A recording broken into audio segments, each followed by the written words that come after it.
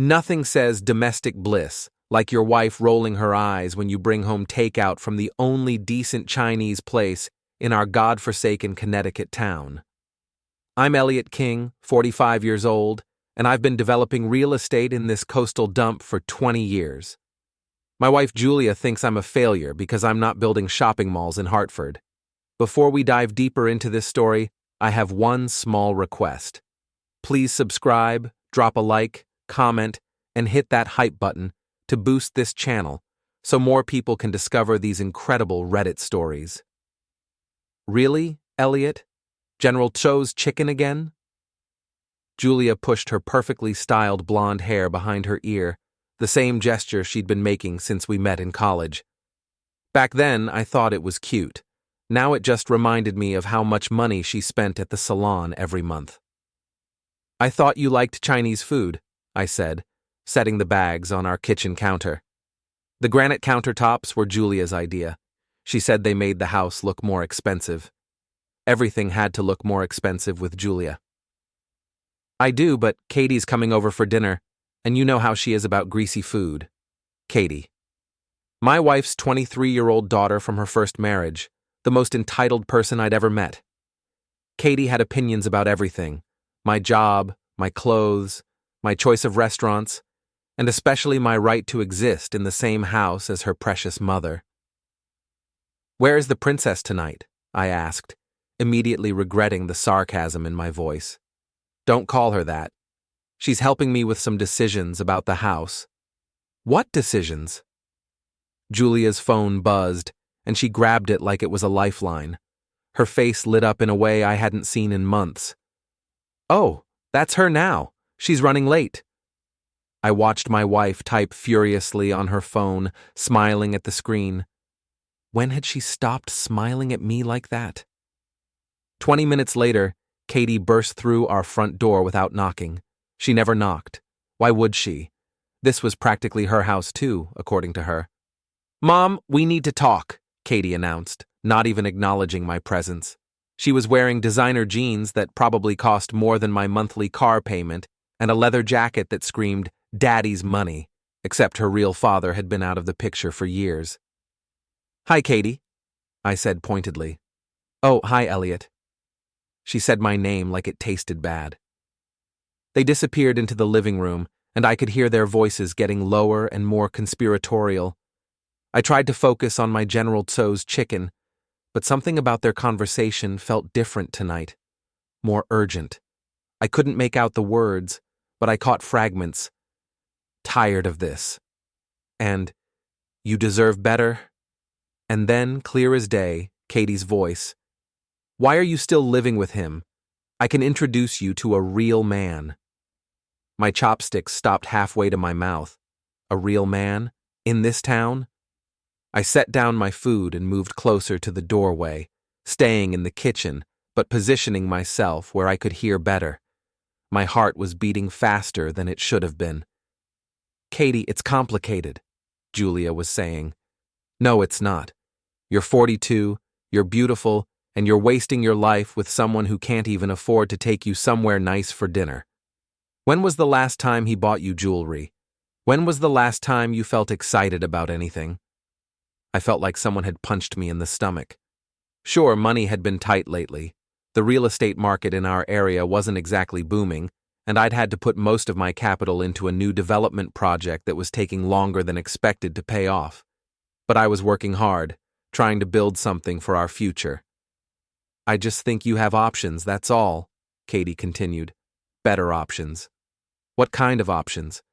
Well, there's this lawyer I know, Derek West. He's successful, he's handsome, and he's been asking about you. Derek West, my best friend since high school, my drinking buddy, my golf partner, the guy who'd been my best man at my wedding to Julia. The room started spinning a little. I gripped the kitchen counter and tried to process what I was hearing. Derek? But he's married to Marcia. Barely. They've been having problems for months. He told me he's always thought you were amazing, but he never said anything because of his friendship with Elliot. But honestly, what's more important, some guy friendship or your happiness? I wanted to storm into that room and confront them both, but something stopped me. Maybe it was curiosity, maybe it was shock, but I stayed frozen in place, listening to my stepdaughter destroy my marriage with the efficiency of a demolition crew. I don't know, Katie. Elliot's a good man. Good isn't enough, Mom. You're settling. Derek could give you the life you actually want. They talked for another hour, their voices getting more animated, more excited. I heard Julia laugh in a way she hadn't laughed in our house for months. When Katie finally left, Julia came into the kitchen humming.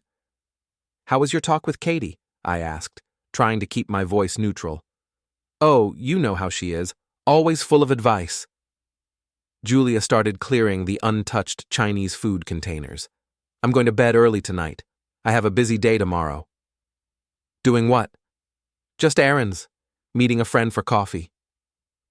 I lay awake that night staring at the ceiling, listening to Julia breathe beside me. She seemed to fall asleep faster than usual, and I wondered if she was dreaming about Derek West. The next morning, Julia spent an unusual amount of time getting ready for her errands. She wore her best jeans, the ones that made her legs look amazing, and a sweater I'd bought her for Christmas that she'd only worn once before. "Where did you say you were going?" I asked as she grabbed her purse. "Coffee with a friend. I'll be back later." After she left, I sat in my kitchen drinking terrible instant coffee and thinking about real men. Derek West was successful, I'd give him that. His law practice was thriving. He drove a BMW, and he lived in the fancy part of town with the harbor views. He was also married to Marcia, who was one of Julia's closest friends, or used to be. I called my foreman, Jerry, and told him I'd be late to the construction site. Then I did something I'd never done in 20 years of marriage.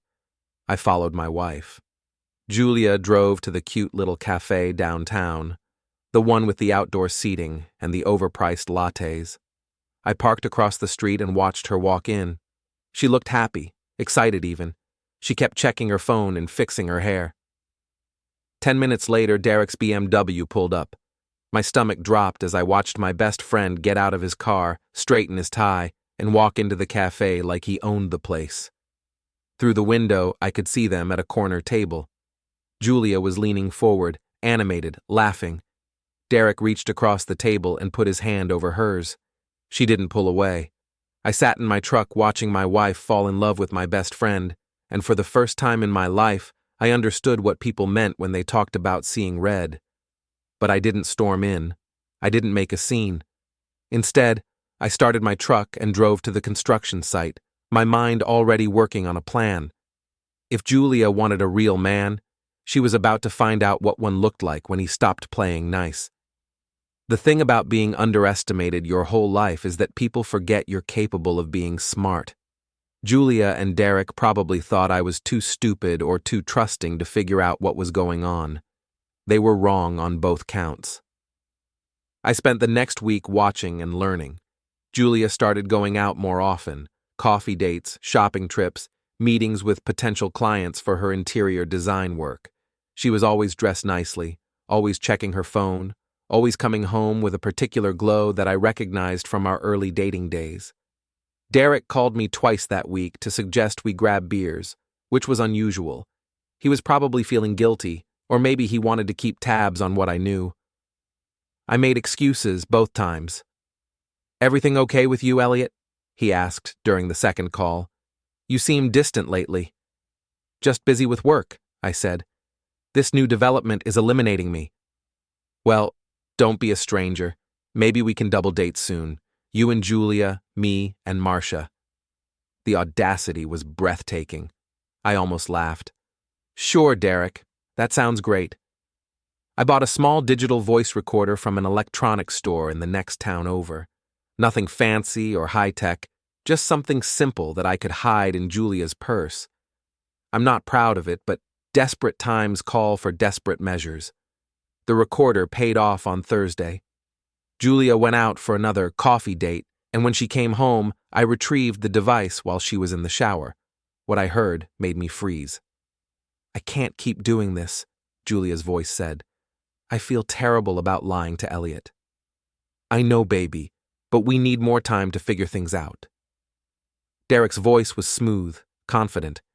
My divorce lawyer says I need to be careful about how I handle things with Marcia, and you need to think about how you want to approach things with Elliot. It's just so hard. He's not a bad person.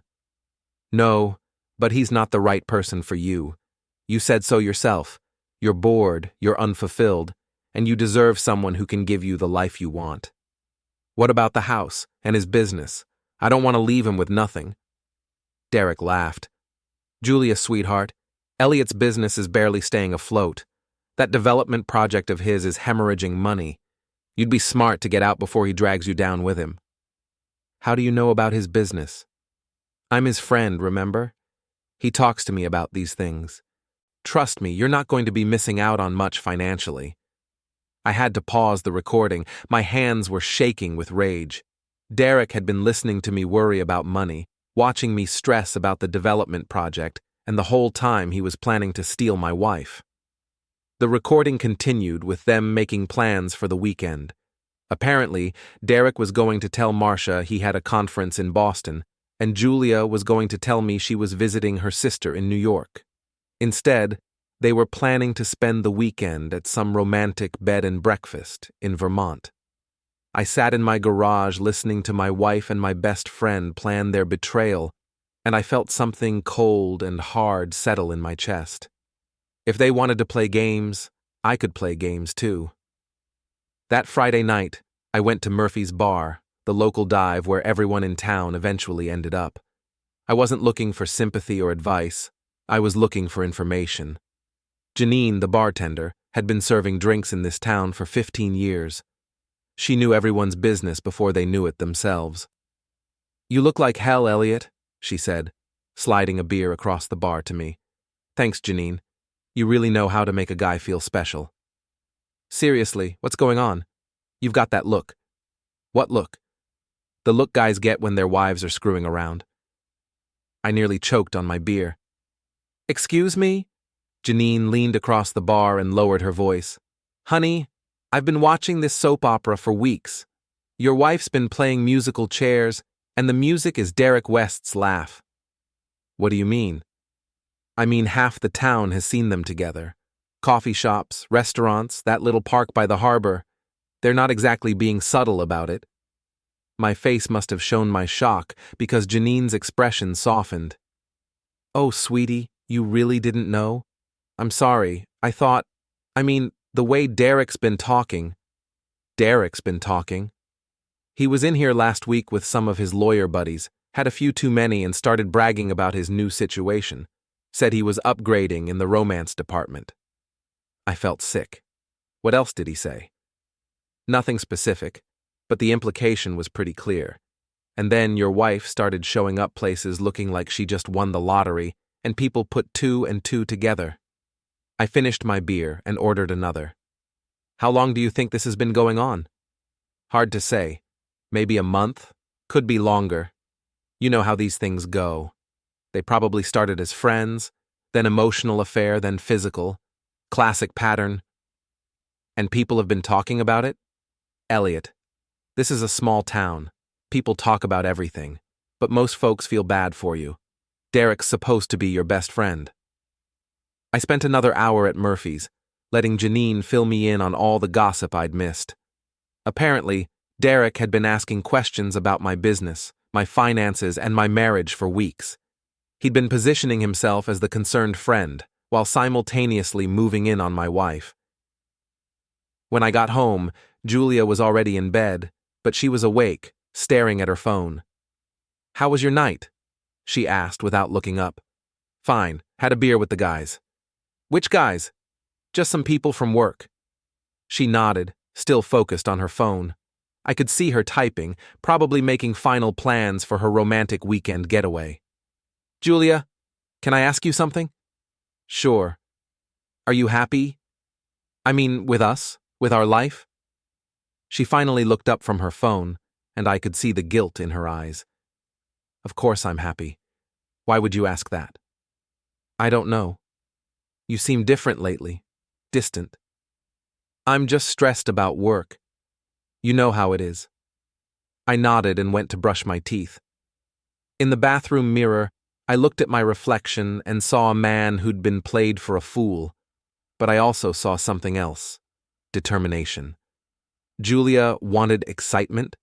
She was about to get more than she bargained for. The next morning, Julia left for her sister's house in New York. She packed a bag full of her nicest clothes and lingerie I hadn't seen in months. She kissed me goodbye with what I now recognized as relief.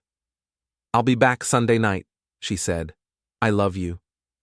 "I love you too," I replied, and meant it, which made what I was about to do feel both necessary and devastating. After she left, I called Derek's office. His secretary told me he was at a conference in Boston for the weekend. I almost laughed at how perfectly their stories aligned. Then I called Marcia. "Hi Marcia, it's Elliot. I was wondering if you wanted to grab coffee this afternoon. Derek's out of town and Julia's visiting her sister, so I thought maybe we could catch up." "Oh, Elliot, that's sweet, but I'm actually pretty busy this weekend. Maybe next week?" "Sure, no problem. Hey, where did Derek say his conference was again? Boston?" "Yes. Some legal thing. Very boring." "Well, tell him I said hi when he gets back." "I will." I hung up and stared at my phone. Marcia had no idea her husband was spending the weekend with my wife. She was probably looking forward to having the house to herself, maybe planning to catch up on her reading or binge-watch some show Derek didn't like. I spent Saturday gathering evidence. I drove by Derek's house and confirmed his BMW wasn't there.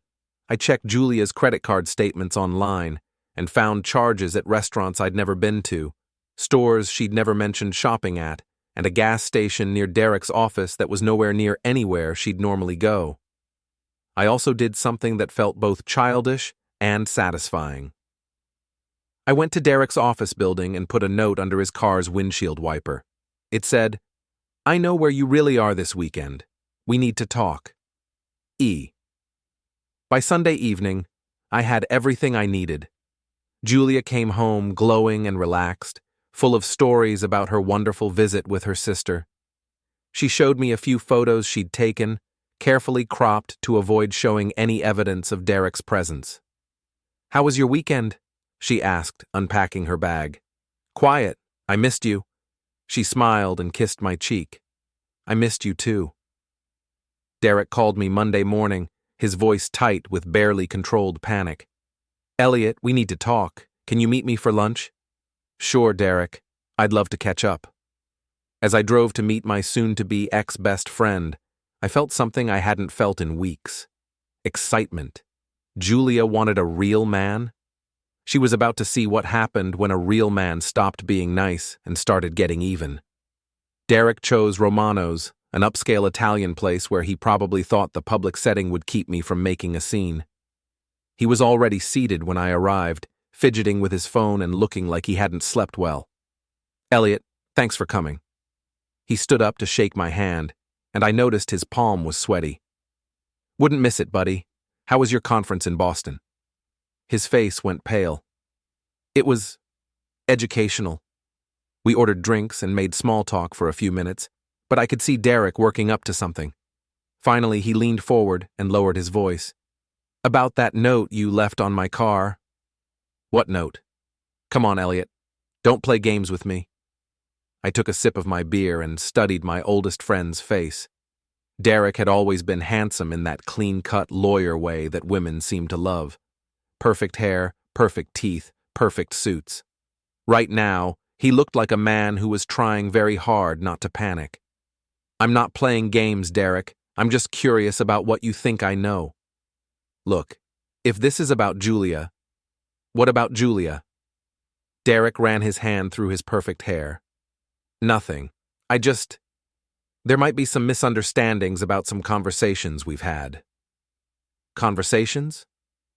"She's been going through a rough patch, and she needed someone to talk to. As your friend, I felt like I should listen, maybe offer some advice." I nodded thoughtfully. "That's very thoughtful of you. What kind of advice?" "Just general stuff. Marriage counseling, communication techniques, that sort of thing." "Interesting. And these conversations happened where?" "Coffee shops mostly. Sometimes lunch." And you felt the need to hold her hand during these conversations? Derek's face went white. Elliot, I can explain. I'm sure you can. You're a lawyer. Explaining things is what you do for a living. I reached into my jacket pocket and pulled out my phone. With a few taps, I had the voice recording ready to play. Before you explain anything, though, maybe you should listen to this. I hit play, and Derek's voice filled the space between us. Julia, sweetheart, Elliot's business is barely staying afloat. That development project of his is hemorrhaging money. You'd be smart to get out before he drags you down with him. Derek's face went from white to green. Where did you get that? Does it matter? The question is, what are you going to do about it? Elliot, you have to understand. No, Derek, you have to understand. You've been my best friend for 25 years. You were the best man at my wedding. You've been to my house for dinner hundreds of times, and you repaid that friendship by seducing my wife and talking shit about my business behind my back. It's not like that. Then what is it like? Because from where I'm sitting, it looks like you decided you wanted my life and figured you'd just take it. Derek looked around the restaurant nervously. A few other diners were starting to glance in our direction. Keep your voice down, he hissed. Or what? You'll sue me? With what grounds? Last I checked, playing audio recordings of people plotting to destroy my marriage wasn't illegal. Elliot, please, let me explain. Go ahead. Explain how you accidentally fell in love with my wife. Explain how you accidentally spent last weekend screwing her in Vermont while lying to both our spouses. Explain how that was all just a misunderstanding. Derek's shoulders sagged. How long have you known? Long enough. The question is, what happens now? What do you want?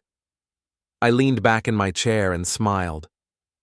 That's the wrong question, Derek. The right question is, what do you think I'm going to do about this? Are you going to tell Marcia? What do you think? Elliot, please, Marcia doesn't deserve to get hurt over this. You're right, she doesn't. She deserves a husband who doesn't cheat on her with his best friend's wife.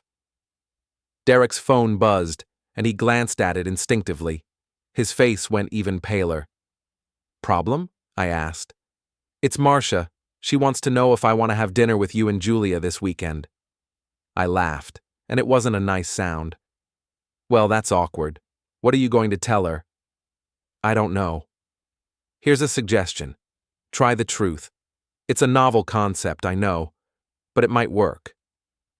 Derek's phone buzzed again, and this time I could see it was a text from Julia. He didn't open it, but his hands were shaking. She doesn't know you know, does she? He asked. Not yet. I thought I'd let you two figure out how you want to handle that conversation. What does that mean? I stood up and threw a 20 on the table. It means you have until Friday to tell your wife and my wife that your little affair is over, or I'll tell them myself. And Derek, when I tell the story, I won't be nearly as diplomatic as you might be. And if we end it? If we stop seeing each other? Then maybe we can all move on with our lives. Derek grabbed my arm as I started to leave. Elliot, wait. What about our friendship? I looked down at his hand on my arm, then back at his face. Our friendship ended the moment you decided my wife was worth more than 25 years of loyalty. You just didn't bother to tell me. I left Derek sitting in Romano's, staring at his phone and probably wondering how his perfect plan had fallen apart so quickly. That evening, Julia was unusually affectionate. She made my favorite dinner, opened a bottle of wine, and kept touching my arm while we talked. I recognized the behavior. She was feeling guilty about something. You seem happy tonight, I said. I just had a good day. Sometimes it's nice to appreciate what you have, you know? Absolutely. I've been doing a lot of that myself lately. My phone rang, and I saw Derek's name on the caller ID. Julia noticed, too. Aren't you going to answer it? Nah. If it's important, he'll leave a message. Derek called 3 more times that evening. He didn't leave any messages. The next morning, Julia was quiet and distracted. She kept checking her phone and seemed jumpy every time it made a sound. Everything okay? I asked. Fine, just tired. Her phone buzzed with a text, and she grabbed it eagerly. Whatever she read made her face fall. Bad news? I asked. No, just a client canceling an appointment. I nodded sympathetically, but I was pretty sure I knew what the message really said. Derek was probably panicking, trying to figure out how to handle the situation without destroying both their marriages. What he didn't understand was that their marriages were already destroyed. They just hadn't figured it out yet. That afternoon, I drove to Derek's law office. His secretary tried to tell me he was busy, but I walked past her and into his private office anyway. Derek was sitting behind his desk, looking like he hadn't slept. There were legal documents scattered across his desk, and his usually perfect appearance was disheveled. We need to talk, I said, closing the door behind me. Elliot, you can't just barge into my office. I can do whatever I want, Derek.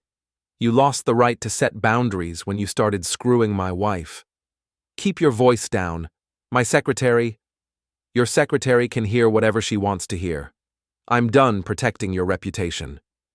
Derek stood up and walked to his window, looking out at the parking lot.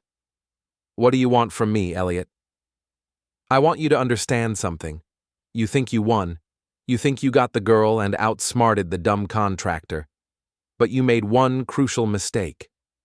What's that? You underestimated me.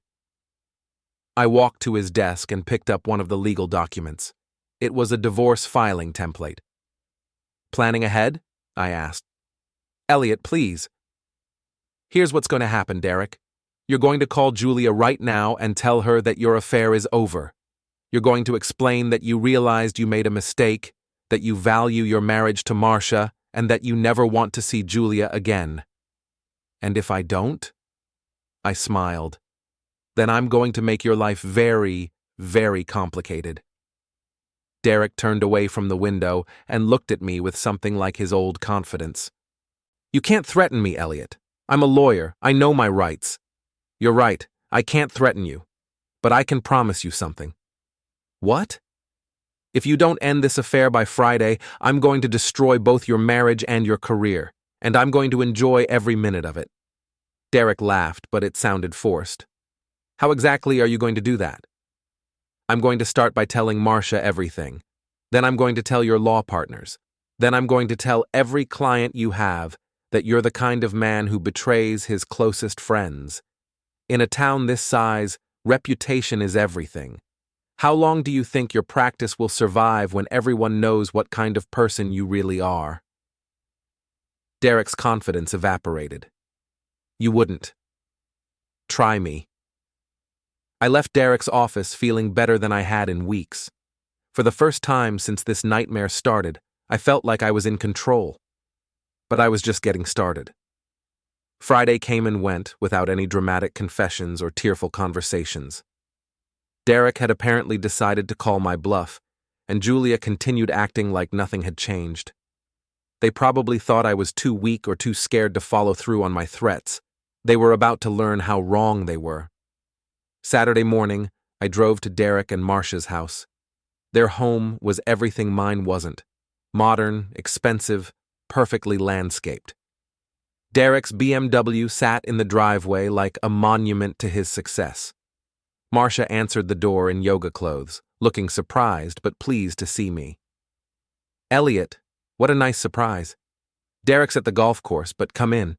I was just about to make coffee. Actually, Marcia, I came to see you. Something in my tone must have warned her because her smile faltered slightly. Is everything okay? That depends on your definition of okay. Can we sit down? We went into their living room, which looked like something out of a magazine. Marcia sat on the edge of their white leather couch, her hands folded in her lap. What's going on, Elliot? You're scaring me.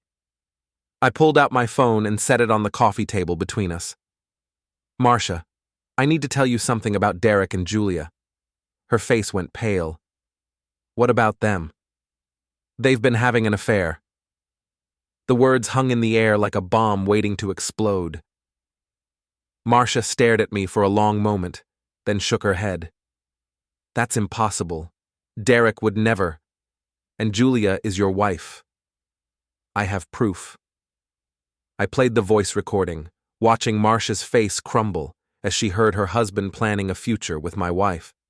When it finished, she was crying. How long? She whispered. At least a month, maybe longer. Last weekend, when Derek told you he was at a conference in Boston, he was in Vermont with Julia. Marcia covered her face with her hands. I can't believe this. I trusted them both. So did I. What are you going to do? I'm going to make sure they both understand the consequences of their choices. Marcia looked up at me, tears streaming down her face. What does that mean? It means Derek's about to learn that actions have consequences. I left Marcia sitting in her perfect living room, staring at the ruins of her marriage. I felt bad for her. She was an innocent victim in all this, but she deserved to know the truth. My next stop was the construction site. It was Saturday, so the place was empty except for Jerry, my foreman, who was doing some weekend inventory work. Boss, what are you doing here on a Saturday? Jerry, how would you feel about earning some overtime pay for a special project? Depends on the project. I explained what I needed, and Jerry's weathered face broke into a grin. Boss, I've been waiting 20 years for someone to ask me to do something like this. Derek's BMW was still in the golf course parking lot when we arrived with my pickup truck and a set of chains. The golf course was busy, which was perfect. Lots of witnesses for what was about to happen. You sure about this, boss? Jerry asked as we hooked the chains to Derek's rear bumper. I've never been more sure of anything in my life. We dragged Derek's BMW behind my truck for about half a mile before stopping at a muddy construction site on the other side of town. By the time we were done, Derek's precious car looked like it had been through a war zone. What now? Jerry asked. Now we wait. Derek called me an hour later, screaming into the phone. What did you do to my car? I have no idea what you're talking about, Derek. Is there a problem? My BMW is destroyed. Someone dragged it through a construction site. That's terrible. Have you called the police? You know damn well who did this. Derek, you're upset. Maybe you should take some time to calm down before you start making accusations you can't prove. This isn't over, Elliot. You're right. It's not. I hung up and immediately called Julia. Hey, honey, want to meet me for dinner tonight? I thought we could go to Romano's. Tonight? I was planning to stay in. Come on, it'll be fun. We haven't been out in weeks. Okay, sure. What time? 7 o'clock. Romano's was packed when we arrived, which was exactly what I'd hoped for. Julia looked beautiful, but I could see the guilt in her eyes. She kept checking her phone, probably wondering why Derek hadn't responded to her messages. You seem distracted, I said after we'd ordered. Just tired. Work's been stressful. I can imagine. Hey, did I tell you I ran into Derek today? Julia's fork stopped halfway to her mouth. You did? Yeah, he seemed upset about something. Car trouble, I think. Oh, that's unfortunate. He also mentioned that he and Marcia are having some problems. Julia's face went white. What kind of problems? I'm not sure. Something about trust issues. Julia excused herself to go to the bathroom, and I watched her frantically typing on her phone. When she came back, she looked like she was about to be sick. Everything okay? I asked. Fine, I think I'm coming down with something. Can we go home? Of course. On the drive home, Julia was silent, staring out the window. I could practically hear the wheels turning in her head, trying to figure out what had gone wrong with her perfect plan. Elliot, can I ask you something? Sure. If you found out I had done something terrible, something that hurt you, would you be able to forgive me? I glanced at her, seeing the fear and guilt written all over her face. That's a hypothetical question, right? Of course.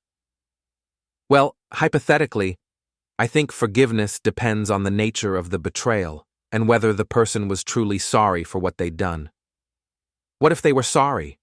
What if they realized they'd made a huge mistake? Then I guess we'd have to see if sorry was enough to fix the damage. Julia nodded and went back to staring out the window. When we got home, she went straight to bed, claiming she felt sick. I sat in my living room, thinking about everything that had happened. Derek and Julia had made their choice, and now they were dealing with the consequences. But I wasn't done yet. Sunday morning, Julia was quiet and pale. She kept checking her phone, but it wasn't ringing or buzzing with messages. Derek was probably dealing with his own crisis at home. "I think I'm going to visit my sister today," Julia said suddenly. "Didn't you just see her last weekend?" "She's going through a rough time. She needs support." "Want me to come with you?" No, that's okay. It's just girl talk, you know?" "Sure, drive safely." After Julia left, I called Jerry. "Phase 2? I'm ready when you are, boss." We spent the afternoon putting up signs around town. Simple, professional-looking signs that said, "Derek West, is this the lawyer you trust with your legal affairs?" Followed by a phone number that went to a voicemail containing the audio recording of Derek talking about seducing another man's wife. By evening, Derek's phone was probably ringing off the hook. Julia came home that night looking defeated.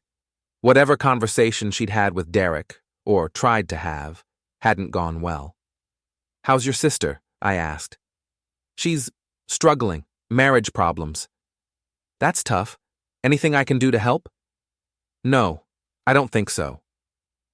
Monday morning, Derek showed up at my house. He looked like hell, unshaven, wrinkled clothes, wild eyes. I answered the door with a cup of coffee and a smile. "Derek, you look terrible. Everything okay?" "You know damn well everything's not okay. Marcia kicked me out. Half my clients have fired me, and someone's been putting up signs around town with my name on them." "Signs? What kind of signs?" "Don't play dumb, Elliot. This ends now." "I'm not sure what you want me to do about your problems, Derek. Sounds like you made some bad choices and now you're dealing with the consequences." Derek stepped closer, and for a moment I thought he might try to hit me. "You've destroyed my life." "No, Derek. You destroyed your life when you decided to betray our friendship and seduce my wife. I just made sure everyone knew what kind of man you really are." "What do you want? Money? I'll pay you to stop this." I laughed. "I don't want your money, Derek. I want you to disappear." "What?" "Leave town. Start over somewhere else. Find a new job, a new life, and stay the hell away from my wife." "I can't just leave. I have a practice here, a life." "You had a practice. You had a life. Now you have a choice. Leave voluntarily, or I'll make sure you have no choice but to leave." Derek stared at me for a long moment, and I could see him realizing that I wasn't the same man he'd been manipulating for weeks. I was someone harder, someone who'd been pushed too far and was pushing back. "And if I leave? This all stops? If you leave and never contact Julia again, I'll stop making your life miserable. But Derek, if I ever see you near my wife again, if I ever hear that you've contacted her, what I've done so far will seem like a friendly warning compared to what comes next." Derek left without another word. 3 days later, Jerry told me he'd seen Derek loading boxes into his car. By the end of the week, Derek West was gone. Julia spent those days in a daze, checking her phone constantly and jumping every time it rang. When it became clear that Derek wasn't coming back, wasn't going to rescue her from her marriage or give her the exciting life she'd dreamed of, she finally broke down. "Elliot, I need to tell you something," she said one evening, tears streaming down her face. "I'm listening. I've done something terrible, something unforgivable." I sat down across from her and waited. "I've been having an affair with Derek." I nodded slowly, as if this was news to me. "How long?" 6 weeks. I'm so sorry, Elliot. I don't know what I was thinking. I felt trapped and bored, and Derek made me feel special." "And now?" "Now he's gone, and I realize what an idiot I've been. I threw away 20 years of marriage for someone who abandoned me the moment things got complicated." I looked at my wife, really looked at her, and saw a woman who'd gambled everything on a fantasy and lost. She was beautiful, she was sorry, and she was broken. What do you want from me, Julia? I want you to forgive me. I want us to try to fix this. And Katie? Was she part of this? Julia's face crumpled. She encouraged it. She said I deserved better, that you were holding me back. But Elliot, I made the choice. I'm the one who betrayed our marriage. I stood up and walked to the window, looking out at our modest neighborhood, our ordinary life that Julia had found so disappointing. Julia, do you know what I've learned about myself these past few weeks? What? I've learned that I'm not the weak, boring man you and Katie thought I was. I'm not someone who can be pushed around or taken advantage of, and I'm definitely not someone who forgives betrayal. What does that mean? I turned back to face her. It means our marriage is over. You made your choice when you decided Derek was worth more than 20 years of commitment. The fact that he turned out to be a coward doesn't change what you did. Elliot, please. I've already filed for divorce. You'll be served with papers tomorrow. I'm keeping the house, and you're going to discover that Derek was wrong about my financial situation. My development project just got approved for a major expansion. I'm going to be just fine. Julia stared at me in shock. You can't be serious. I've never been more serious about anything in my life. You wanted a real man, Julia? You're looking at one. A real man who knows his worth and doesn't accept betrayal from anyone. I walked toward the door, then stopped and looked back at her. Oh, and Julia? Katie's not welcome in this house anymore. If you want a relationship with your daughter, you'll have to find somewhere else to do it. I left Julia sitting in our living room, finally understanding that actions have consequences and that the quiet, boring husband she'd taken for granted was capable of fighting back harder than she'd ever imagined. 2 months later, the divorce was final. Julia moved in with Katie temporarily, then found a small apartment across town. Derek never came back, and last I heard, he was working for a small firm in Florida, probably starting over with a new identity and a new set of lies. As for me, I'm doing better than ever. The development project is a huge success. I've got more money than I know what to do with, and I've learned something valuable about myself. I'm not someone who gets pushed around. Julia wanted a real man. She just never realized she was already married to one.